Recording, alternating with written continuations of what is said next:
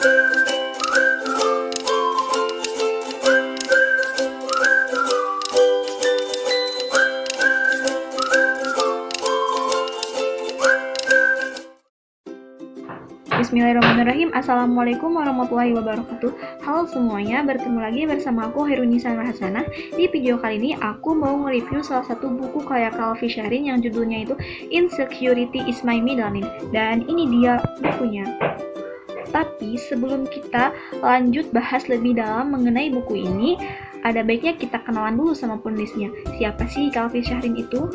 Jadi, Calvi Syahrin adalah seorang penulis muda asal Surabaya yang lahir di Ambon pada tanggal 20 Januari tahun 1992. Beliau merupakan alumni dari Universitas Pembangunan Nasional Veteran Jawa Timur jurusan Teknik Informatika. Awal beliau meniti karir di dunia kepenulisan ketika ia masih duduk di bangku perkuliahan. Awalnya beliau hanya menulis lirik-lirik lagu saja, namun beliau memberanikan diri untuk menulis cerpen-cerpen bergenre fiksi remaja hingga cerpen-cerpen yang bercerita horor. Nah, dari sana beliau pun mulai menulis seperti buku-buku motivasi, dan karya-karya pertama yang berhasil dia terbitkan ketika ia masih duduk di bangku perkuliahan adalah sebuah novel romansa yang berjudul Dilema. Dan buku yang bakalan aku review sekarang ini adalah buku edisi self healing pertama yang Calvi Syahrin tulis, teman-teman. Buku ini terdiri dari 251 halaman, 5 bab dan 45 subbab. Buku ini itu terlahir di tengah maraknya perasaan insecure yang sering dialami oleh para remaja terutamanya. Di dalam buku ini tuh banyak banget motivasi-motivasi dan ujangan-ujangan bagi kita selaku anak muda yang selalu merasa insecure. Dari buku ini juga aku mendapatkan 4 poin penting yang Calvi Syahrin mau sampaikan gitu ke kita.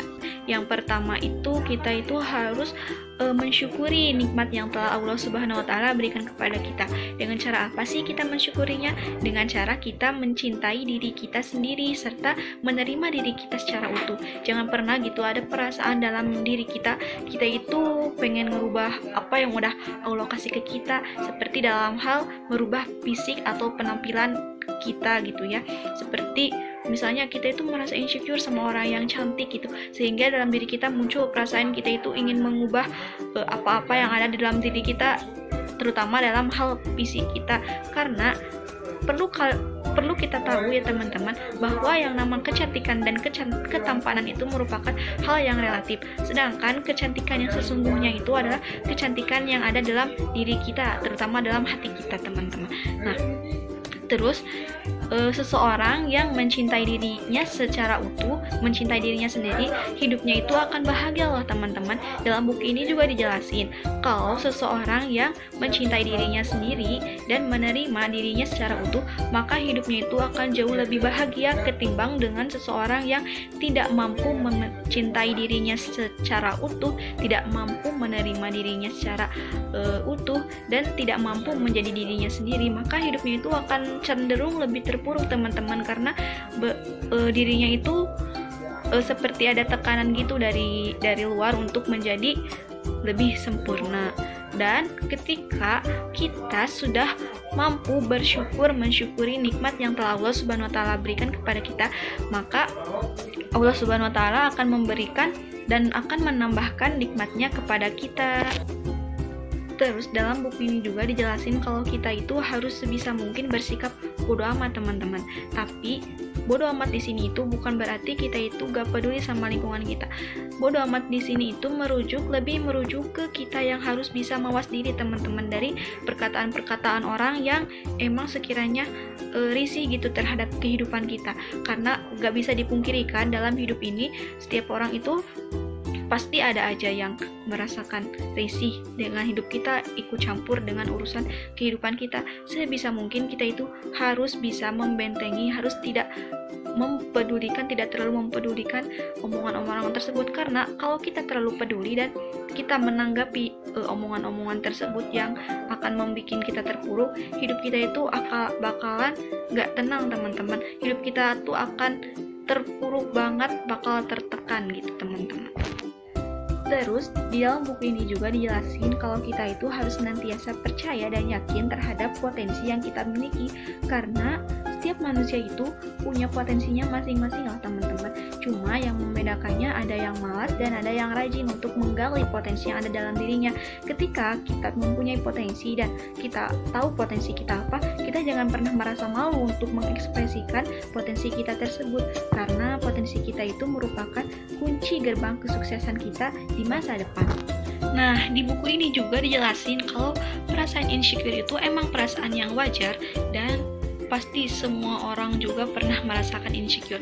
Tapi ingatlah teman-teman, perasaan insecure itu gak selamanya bermakna negatif, itu merujuk kepada hal-hal yang buruk saja. Perasaan insecure itu perlu banget ada dalam diri kita, karena ketika kita merasa insecure, kita akan tahu derajat kita sebagai manusia. Ketika kita merasa insecure, terutama ke dalam hal-hal yang positif, maka kita pun akan terdorong untuk melakukan perubahan-perubahan yang baik di dalam diri kita. Sebagai contoh, misalnya kita yang asalnya malas menabung, terus kita merasa insecure dengan orang yang kaya karena menabung, kita menjadi termotivasi oleh orang tersebut sehingga kita pun turut gitu ya menjadi rajin menabung. Nah, itu merupakan salah satu contoh rasa insecure yang berorientasi ke arah yang lebih baik lagi. Jadi jangan salah kaprah lagi ya teman-teman, kalau rasa insecure itu hanya merujuk kepada hal-hal yang negatif saja. Tidak teman-teman, kenyataannya rasa insecure itu ada hal positifnya juga teman-teman. Nah teman-teman, buku ini itu aku rekomendasiin banget buat kalian baca teman-teman, karena di dalam buku ini itu banyak banget kisah-kisah inspiratif yang bakal memotivasi kita untuk tidak merasakan yang namanya insecure teman-teman. Di dalam buku ini juga banyak banget loh wejangan-wejangan yang bakalan menyadarkan kita gitu betapa pentingnya dan betapa nggak pentingnya gitu rasa insecure yang kita alami. Sekian review buku dari aku, kurang lebihnya mohon maaf yang sebesar-besarnya. Wassalamualaikum warahmatullahi wabarakatuh. See you.